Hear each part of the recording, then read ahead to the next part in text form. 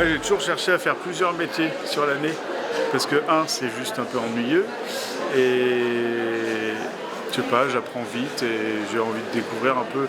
Là, il y a des gens, ils ont le même boulot et puis après, ils voyagent. Moi, je voyage pas, mais par contre, je change tout le temps de travail. On appelle ça des jobs saisonniers, parce que c'est saisonnier, mais travailler dans les parcs à huîtres ou dans le maraîchage ou ces trucs-là, en fait, c'est des choses qu'on fait à l'année, mais bon, derrière laquelle il y a une étiquette un peu de saisonnier. C'est comme service technique en hôtellerie. En fait, c'est toute l'année, mais on appelle ça un emploi saisonnier. Je suis tondeur de moutons au printemps, et du coup, je cherche une saison pour juillet-août.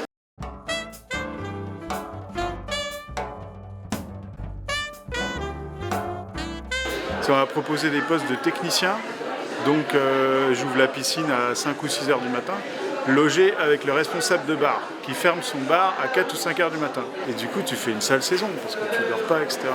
J'ai été à Quiberon, alors logé bien, avec un studio, même 2 pièces, puis donné sur l'océan, etc. Vraiment bien. Le logement était en adéquation avec le poste. Après, j'ai aussi fait des saisons en tente là-bas. Clairement, tu fais une moins bonne saison, il suffit qu'il y ait un mec qui ronfle et tu fais pas ta nuit, et le lendemain, pourquoi t'es de mauvaise humeur. Bon.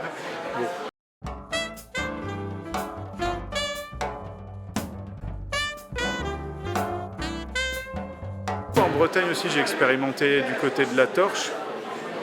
Donc là, c'était plus la promiscuité, quoi. Maintenant, quand ils te mettent un saisonnier sur chaque couchette du lit double, plus un couple dans l'autre cabine, quand vous avez qu'une seule salle de bain et tout ça, ça tourne sur la même cuisine où il y a 4 placards, c'est chaud, quoi. Et les mobil-homes, là, quand il y a du monde, quand on marche, à la limite, ça les fait bouger, quoi. Donc, et puis les murs, c'est papier à cigarette. Bon, il y a un gros problème au niveau du logement. Il y en a même, alors ça je veux bien le comprendre, qui ont eu affaire à des saisonniers en camion dégueulasses, pas ouf pour l'image du camping, etc. Moi j'ai un camion, je travaille avec pendant 6 mois en tournée, c'est impossible de savoir que quelqu'un qui dort dedans, ça, il n'y a pas de vitre. Mais même là on me l'a refusé par principe en fait. Alors que j'étais beaucoup mieux sur un emplacement en camping que loger dans un mobil-home avec 4 autres personnes. Mais non, on a le principe maintenant, on loge plus les saisonniers en camion, on les loge plus en tente, c'est trop le... Ouais. Et j'ai vu des campings, tiens, à Quiberon, où tu pouvais même plus être logé dans le camping où tu travaillais, on te logeait au camping municipal, à côté. Ça se fait même. Des restaurateurs, là, je suis sûr que vous en demandez, là, hôtel de luxe, ils vont dire ouais, on vous loge en camping municipal. Et vous allez être dans le camping municipal, mais là aussi, il y a un emplacement saisonnier. Voilà. Celui où, habituellement, il n'y avait personne, parce que c'est le mauvais endroit, il y a des chutes de branches sur les tentes, je sais pas quoi. J'ai vu jusqu'à 400 € en camping pour les saisonniers. Pour la saison, juillet-août. Ça fait 200 € par mois. Ça pique quand même. Emplacement tente, hein. Il n'y a rien dessus.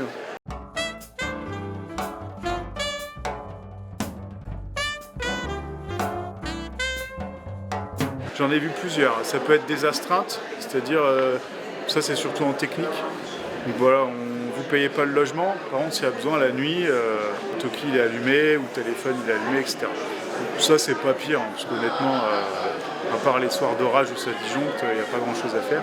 Ça peut être, ça s'appelle les avantages en nature, donc c'est un truc qu'on déclare un peu différemment sur les impôts. Enfin, c'est comme si ça rajoutait ton salaire, un truc comme ça. Bon, en général, c'est pas fou, hein, c'est un truc à base de 100 € par mois ou 50 € par mois. Et il y en a qui te louent carrément quasiment plein pot un mobilo, à base de 800 € par mois. Tu es à 60% du salaire en logement, plus la nourriture. Il y a des endroits aussi, tu es tellement isolé en fait que tu es obligé de manger sur place, quoi. En gros, si tu prends pas le forfait bouffe, et alors là, je pense que si tu dégages 300 € à la fin du mois, tu es content.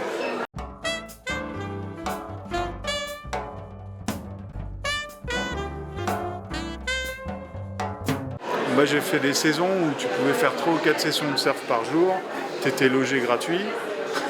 Maintenant, si tu arrives à avoir une journée complète de repos et un logement, tu es content.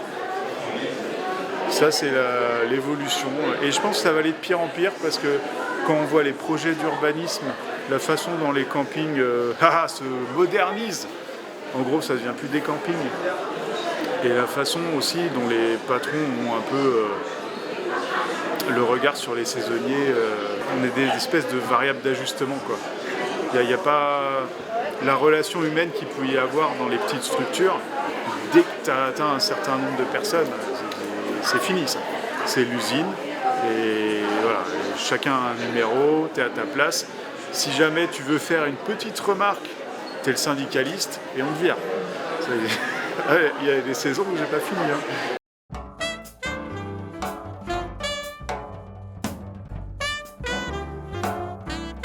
Et j'ai connu des structures qui n'ont pas du tout la même mentalité, qui ont vraiment... je pense qu'ils ont cette façon de penser que si les gens ils sont bien logés, ils reviennent. Et puis nous, au fait, ça ne nous coûte pas plus cher. Parce que faire des forums de recrutement, changer de saisonnier en cours de saison, parce qu'il est mal logé, c'est absurde, enfin, c'est affreux. Et si vous logez bien les saisonniers, que vous ne les mettez pas à genoux et qu'à la fin il leur reste un peu de soupe, ils vont revenir l'année d'après. Moi, si ma première saison j'avais pas aimé, j'y serais plus. Voilà, c'est tout.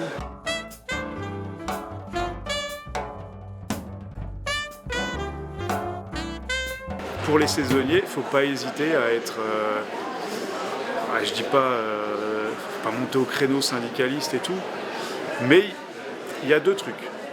Déjà, Google Maps, franchement en 5 minutes, tu peux savoir si tu vas être bien logé déjà, quasiment. Et après, rien n'empêche au téléphone de demander on est logé comment. Voilà, c'est tout. Et si vous dites ouais, vous êtes 4-5 par mobilhome, ouais, faut tout multiplier par 3. Faut pas hésiter à partir. En plus, si vous êtes super mal logé et qu'on vous traite pas bien, mais je sais pas, vous regardez juste les offres d'emploi saisonniers, tentez votre chance ailleurs, et à force que ça se fasse, les gens vont dire ah quand même, on va peut-être renouveler les caravanes du parc saisonnier parce qu'ils reviennent pas. Putain, mais en plus un saisonnier qui revient, c'est tout bénef. Alors je suis d'accord, au bout de 3 ans, on est obligé de leur reproposer le contrat d'office parce que la loi, personne ne la respecte. Mais un gars qui revient, c'est un gars qui n'a pas recruté, il connaît, le premier jour il est taquet, il va former d'autres personnes. Si à chaque fois, tous les ans, vous avez le turnover total, tu repars à zéro, c'est un enfer. Respectez vos saisonniers. Si vous voulez qu'ils se présentent bien et tout, on les loge bien. Tout.